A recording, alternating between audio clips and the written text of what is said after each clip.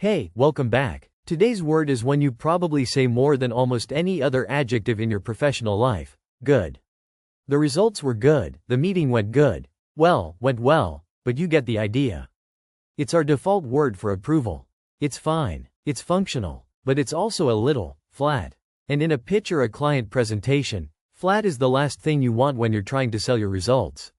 So let's talk about how to fix that, using a concept we've touched on before. Extreme adjectives, sometimes called non-gradable adjectives. Here's the core idea again, quickly. Most adjectives are gradable. You can be a little good, fairly good, or very good. There's a scale, and very pushes you up that scale. But extreme adjectives don't work on a scale. They're already sitting at the top. And because of that, we don't modify them with very, we use words like absolutely or truly instead, which add emphasis without sounding grammatically odd. For our main pair, the gradable adjective is good, and the extreme version is excellent. When a client says, the numbers were good, that's a calm, safe statement. When you say, the numbers were absolutely excellent, you're signaling something above the baseline. This wasn't just fine, it exceeded expectations. Here's a natural example. Our A/B test results were good. We saw a small lift in conversions. Now compare that to our A/B test results were absolutely excellent. Conversions jumped by a margin we didn't even expect. Same underlying facts, potentially, but the second sentence carries confidence that actually matches good news, instead of underselling it. There's a close cousin of excellent worth mentioning too, outstanding. It leans slightly more formal, and it's especially natural when you're praising a person's work or a specific deliverable rather than a general result. The design team's mock-ups were outstanding. The client approved them without a single revision. You'll hear outstanding a lot in performance reviews and in written client feedback, where excellent feels a touch more universal, usable almost anywhere. Now, let's add a second pair, because this pattern really clicks once you see it repeat. Take the adjective tired. Perfectly gradable, a little tired, pretty tired, very tired. Its extreme counterpart is exhausted. And in our world, this comes up constantly around launch week or a big migration. I'm tired after today's sprint planning is a mild, everyday complaint. But I'm completely exhausted after 3 days of on-call incident response. That's a different level entirely, and native speakers will read that difference immediately. Saying very tired, when you mean exhausted, actually undersells how rough your week was, which matters if you're explaining to a manager why you need a lighter week ahead. One more pair, and this one's especially useful in IT conversations. Big versus huge or massive. We had a big spike in traffic after the campaign launched, is fine, but vague. We had a massive spike in traffic. The server nearly buckled under the load. Now your listener understands the scale and the stakes in the same sentence. You could also say, a completely huge spike, though honestly, with huge, many speakers drop the intensifier altogether and just let the word do the work, since it already reads as extreme on its own. So here's the pattern across all three pairs. Good stays calm and safe. Excellent or outstanding signals real distinction.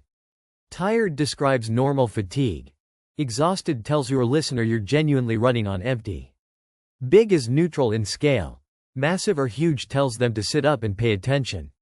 And in every case, the grammar shifts slightly. You stop reaching for very and start reaching for absolutely, completely, or truly, because these extreme words are already maxed out. Why does this matter specifically for you, in marketing and IT roles? Because so much of your job is reporting outcomes, campaign performance, uptime, sprint velocity, user feedback. If everything you report is described as very good or very big, your stakeholders lose the ability to tell your genuinely exceptional wins apart from your merely decent ones. Precision in adjectives is a form of respect for your listeners' time and attention. When you say a result was excellent, they should be able to trust that word, because you're not spending it on every average outcome. A quick practical tip before we close. Try this exercise on your next report or stand-up update. Find every place you wrote or said, very good, very big, or very tired, and ask whether the honest answer is actually stronger than that. If it is, reach for excellent, massive, or exhausted instead, and drop the very. Let absolutely or completely carry the weight if you need extra emphasis. That's the segment for today. Next time you're about to say something was very good, pause for half a second and ask, was it just good, or was it genuinely excellent? Your audience will hear the difference, even if they can't quite explain why. Hey, welcome back. Today's phrase is one you probably type into emails or Slack messages almost every single day, often without even thinking about it. To follow up. You send a proposal, you hear nothing for 4 days, and now you need to nudge someone. That action, that nudge, is what we mean by to follow up. Sending a follow-up message or taking further action after your initial contact, just to check on progress or get a response.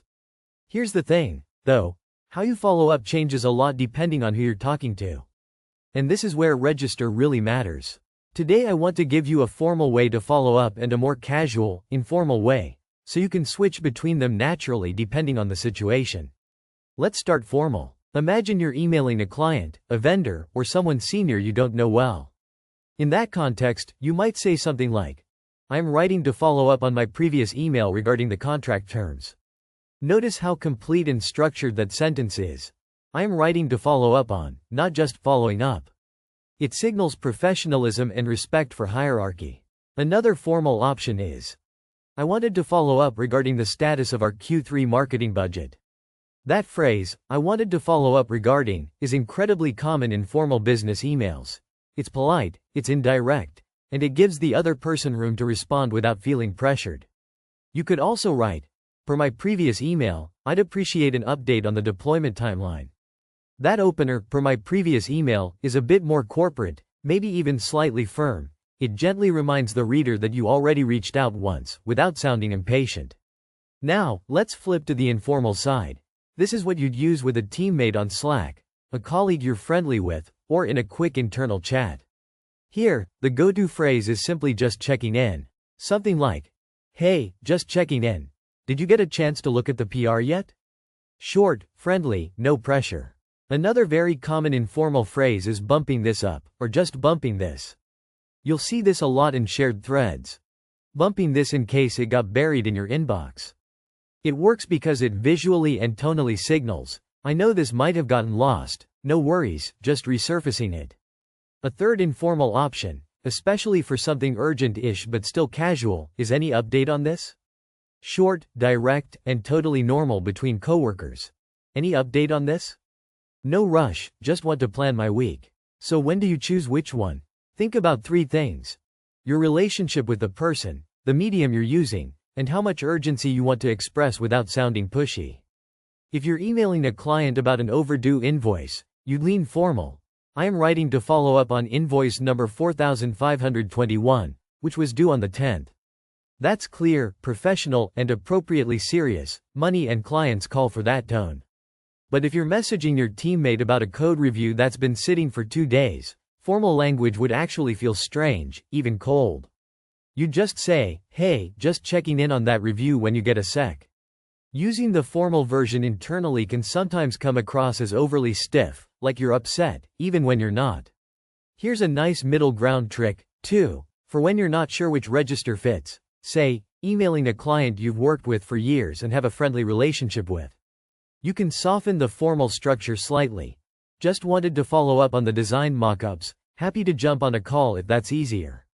That's formal enough to be professional, but the word, just, and the friendly offer at the end warm it up quite a bit. It's a nice bridge between the 2 extremes. One more nuance worth mentioning. In formal follow-ups, we tend to add a reason or next step, which softens the reminder. For example, I am writing to follow up on our proposal from last week. Please let us know if you need any additional information from our side. That last clause makes it collaborative rather than accusatory. In informal follow-ups, we often add a bit of empathy or low-stakes language instead, like, no worries if not yet. After, just checking in, which keeps the tone light even among busy coworkers. So, to wrap up, when you need to nudge someone after an initial message, remember you've got 2 toolkits.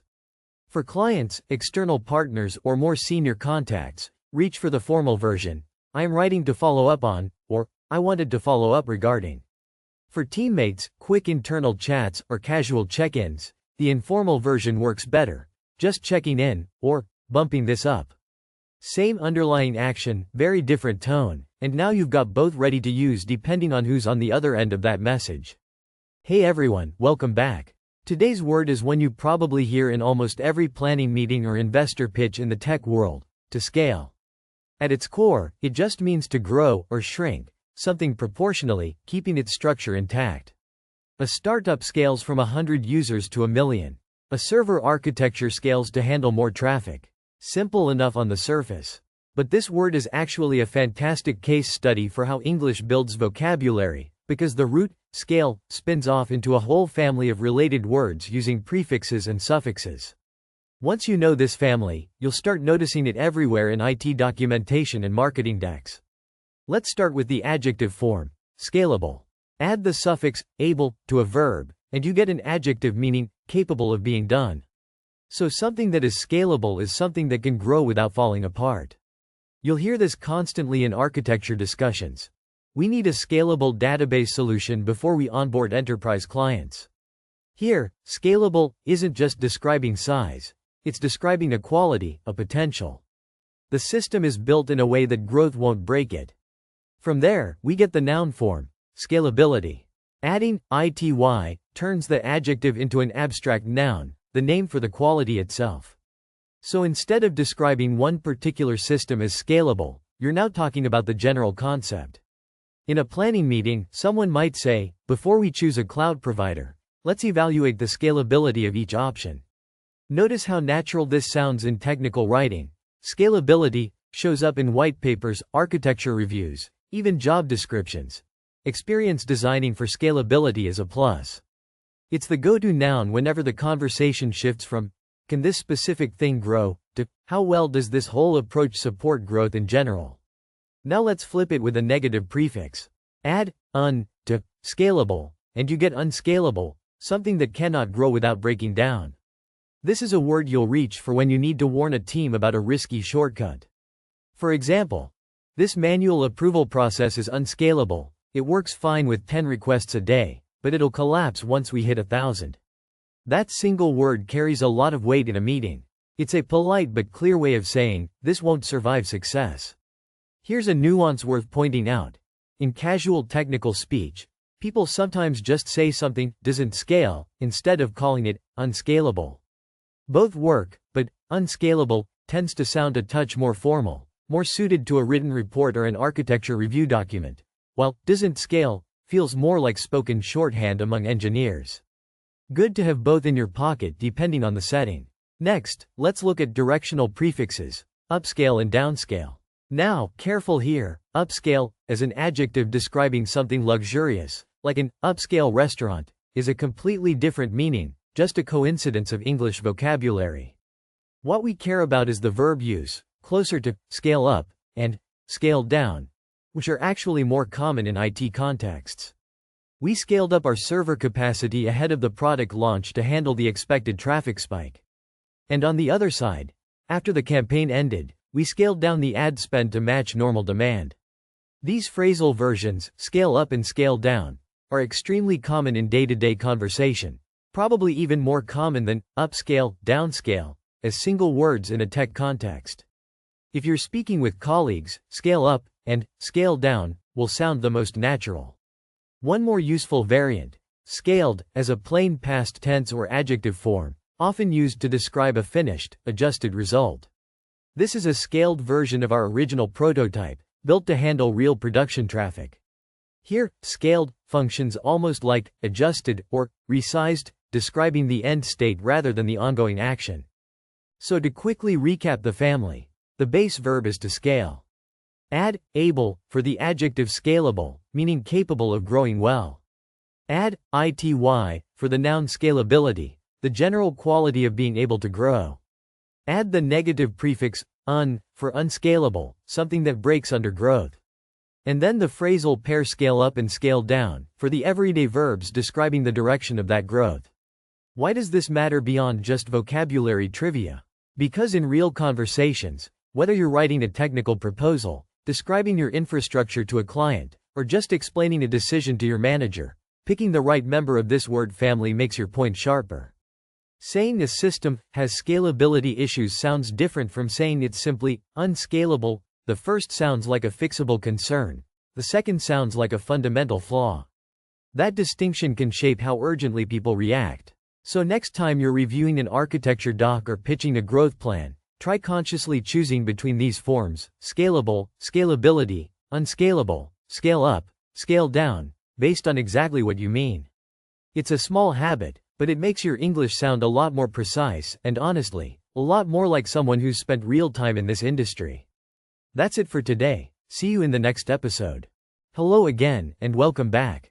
Today's word is one that shows up in every single customer success meeting, every renewal dashboard, every quarterly business review.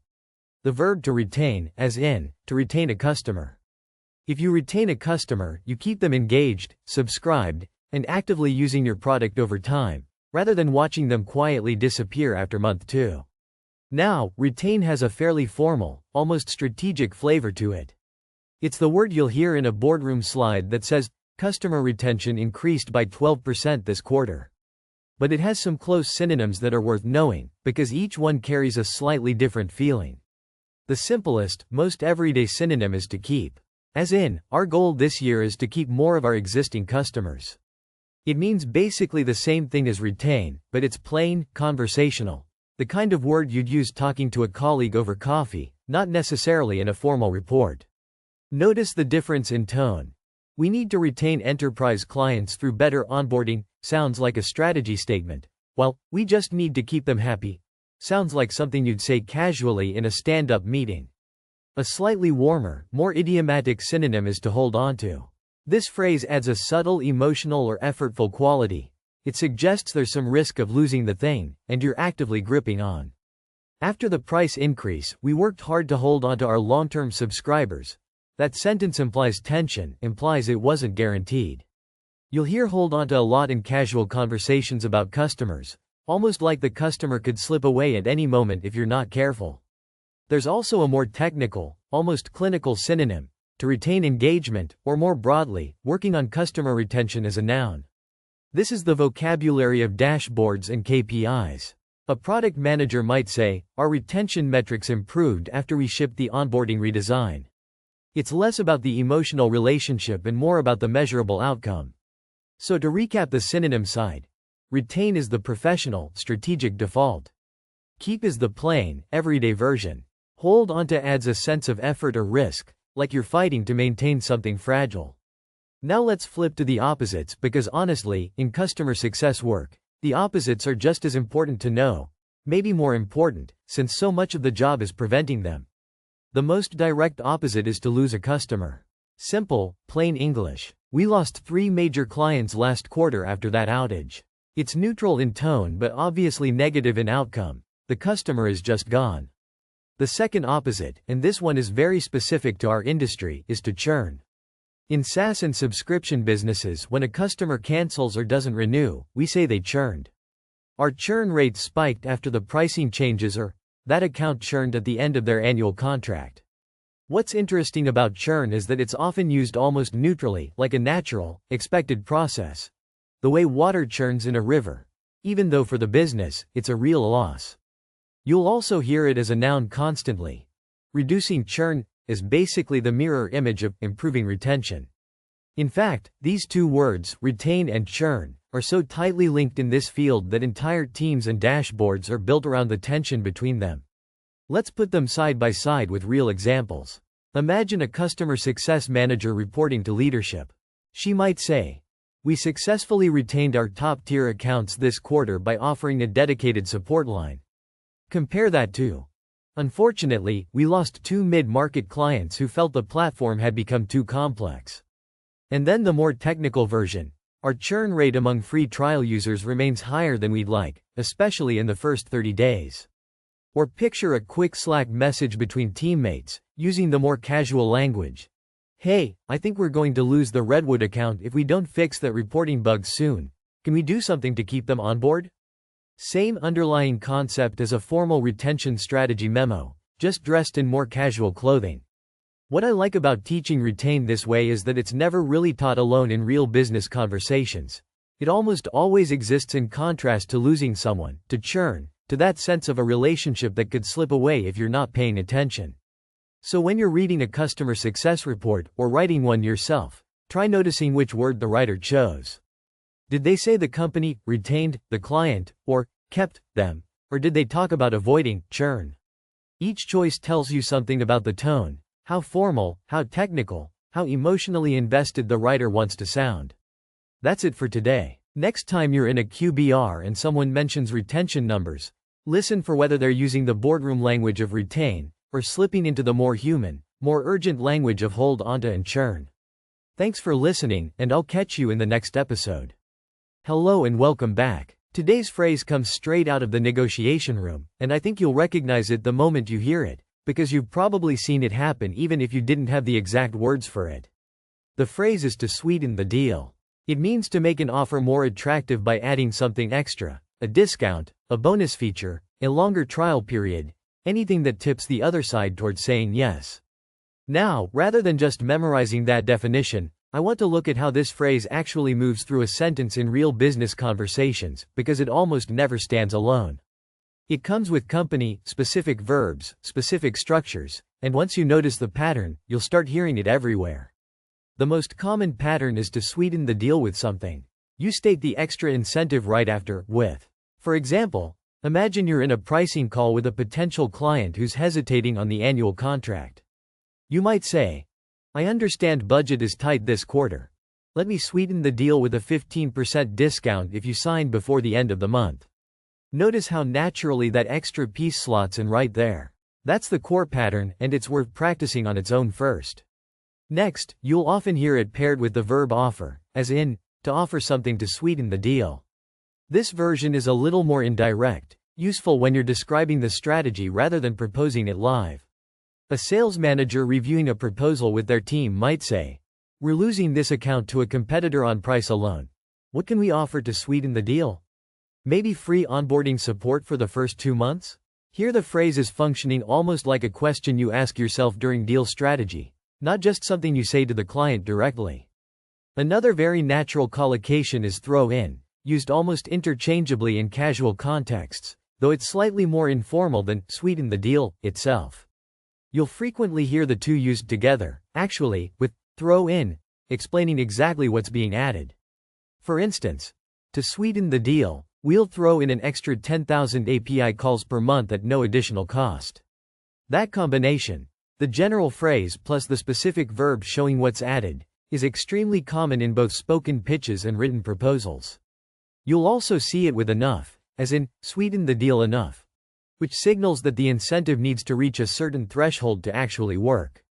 A product manager negotiating with a vendor might say, "Their renewal terms aren't bad, but I don't think a 5% discount is going to sweeten the deal enough. We need something closer to 15." This version is great for expressing that an offer, while improved, still isn't quite strong enough to close. There's also a slightly playful, informal use where people talk about sweetening the deal with something almost unrelated to the core business terms. A bit of charm rather than pure numbers. In a Slack message between two colleagues prepping for a client call, you might see, "Should we sweeten the deal by offering them a dedicated account manager?" Clients love feeling like a priority. Here the sweetener isn't a discount at all, it's a service level perk. This shows the phrase is flexible. The sweetener can be financial, functional, or even relational. One more useful pairing. Just enough to sweeten the deal, which describes a modest, calculated addition rather than a big concession. For example, "We don't want to slash the price. Let's add a small onboarding credit, just enough to sweeten the deal without setting a precedent for future renewals." This is a nuanced, strategic use you'll hear a lot in internal negotiation planning meetings, where people are debating not whether to add an incentive, but exactly how big it should be. So across all these examples, notice the shape of the phrase. It almost always answers the question, sweeten the deal, how, or with what. Sometimes that answer is a discount, sometimes it's a free service, sometimes it's just a phrase describing the negotiating tactic itself, like, "We need to sweeten the deal here." Learning it through these collocations, sweeten the deal with, offer to sweeten the deal, throw in to sweeten the deal enough, gives you a toolkit of ready-made sentence shapes, rather than just one abstract definition to translate in your head. Before we wrap up, try this. Think of the last negotiation you were part of, even something small, like negotiating a vendor contract or a freelance rate. What could have sweetened the deal? A faster delivery timeline? A referral bonus? Try building one sentence with sweeten the deal with, and one with throw in. That repetition is what makes phrases like this stick, far more than reading the definition alone ever will. That's it for today's word. Next time you're in a pricing conversation and someone offers you a little something extra to close the deal, you'll know exactly what to call it. Hey everyone, welcome back. If you've ever sat in a stand-up and watched your conversion rate chart do something dramatic, you've probably reached for today's word without even thinking about it. To skyrocket. As in, our sign-ups skyrocketed after the campaign launch. It's vivid, it's visual, you can practically see the rocket. But it's also part of a whole family of verbs we use to describe fast, dramatic movement in metrics, and knowing the differences between them will make your reports and stand-up updates sound a lot more precise. Let's start with the near synonyms. The first one is to surge. A surge suggests a sudden, powerful push upward, often temporary, often tied to a specific trigger. You might say, traffic surged right after the influencer's post went live, then settled back down within a day. Notice that word, settled. A surge doesn't always promise it'll stay high. It's a burst. To skyrocket, by contrast, feels bigger and more sustained. When something skyrockets, it's not just a quick spike, it implies a dramatic, often continuing climb that changes the overall picture. Ad spend skyrocketed last quarter, and finance wants an explanation. That's not a one-day blip, that's a trend serious enough to trigger a meeting. Then there's to soar. This one carries a slightly more positive, almost graceful feeling. Think of a bird soaring, effortless and high. In business contexts, we use it when growth feels impressive and, often, welcome. User engagement soared after we redesigned the onboarding flow. You can almost hear the pride in that sentence. Compare that to skyrocket, which is more neutral in tone. It can describe good news, like revenue, or bad news, like costs, equally well. Server costs skyrocketed after the migration isn't something anyone's celebrating. So 3 words, 3 flavors. Surge for a sudden but possibly short-lived jump, soar for an impressive, often positive rise, and skyrocket for a dramatic, headline-worthy increase that people will definitely ask about in the next meeting. Now let's flip to the opposite side of the chart, because a good vocabulary pair needs contrast to really stick. The most common opposite here is to plummet. If skyrocket is the rocket going up, plummet is the rocket running out of fuel and dropping straight down. Organic traffic plummeted after the algorithm update. That's a sentence that probably ends with an emergency CO audit. Plummet implies speed and a lack of control, much like skyrocket does, just in the opposite direction. There's also to tank, which is a bit more informal and a bit more blunt. Tank doesn't just mean decrease, it means decrease badly, often due to some clear failure. Our app's rating tanked after that buggy release, has an almost blame-carrying tone to it. You'll hear tank more in casual conversations or Slack messages than in a formal client-facing report, whereas plummet feels a touch more at home in written analysis or a shareholder update. Here's where it gets useful for your actual work. These words aren't interchangeable, and choosing the right one signals how serious or how sudden the change really is. If you tell your manager numbers decreased, that's accurate but flat. It doesn't tell them anything about urgency. But if you say retention plummeted 20% in a week, suddenly everyone understands this needs attention today, not next sprint. 594 Same logic on the upside. Saying a metric, increased, is fine for a routine update, but saying it skyrocketed or soared tells your team, without extra explanation, that something notable happened worth digging into. Maybe worth repeating in the next campaign. Let's run through a quick side-by-side you might actually say out loud in a meeting. Impressions surged right after the ad went live, then leveled off by Thursday. Click-through rate has genuinely soared since we simplified the landing page. The team's thrilled. To be honest, support tickets skyrocketed after the update, and we need a fix by Friday. And on the other side, unfortunately, our email open rate plummeted after the deliverability issue. Server response times tanked during peak hours yesterday. Engineering's already looking into it. Notice how each sentence, just by the verb choice, tells a slightly different story about speed, tone, and how worried you should be. That's the real value of learning these words as a group rather than one at a time. You're not just memorizing. Skyrocket means increase fast. You're building a small toolkit for describing exactly how something moved, and how much attention it deserves. So next time your dashboard shows a dramatic line, up or down, pause for a second before you default to increased or decreased. Ask yourself, was it a quick surge, an impressive soar, a headline skyrocket? Or on the other end, a gentle dip, a worrying plummet, or a full-on tank? Picking the right word does half the explaining for you. That's it for today's word. Next time you're writing a report or narrating a chart in stand-up, try reaching for one of these instead of the plain old, went up, or went down. See how much more the sentence tells your listener. See you in the next episode.